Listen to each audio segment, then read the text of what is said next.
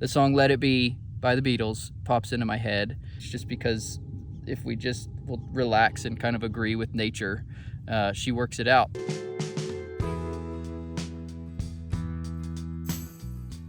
Working with land, working with animals, there's a huge spiritual connection with that. What do you kiss the ground for?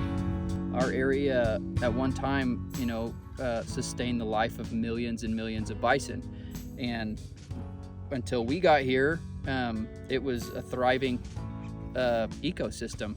And so I think that's the reason that we kiss the ground, is to see this thrive again, to help it regain some of its structure and some of its integrity. I was forever changed after.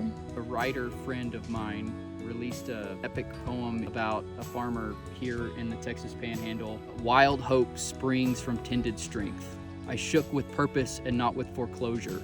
Plot by plot, I won the land's trust, and now she is rich and full of the renewing green.